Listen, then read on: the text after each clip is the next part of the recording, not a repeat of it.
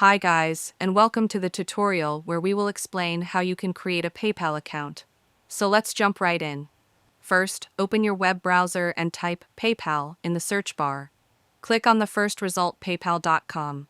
Once you're on the home page, click on Sign Up. You'll find it either in the center of the page or at the top right corner.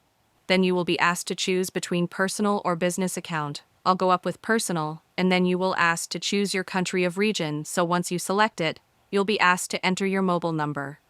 After submitting your number, PayPal will send you a verification code via SMS. Enter that code to proceed.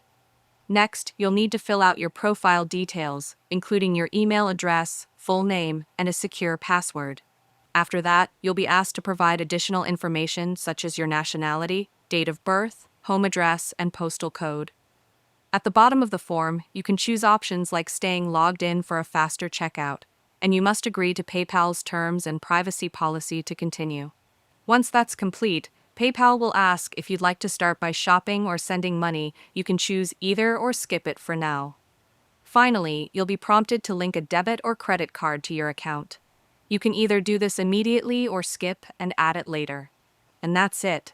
Your PayPal account is now ready. You can send and receive money.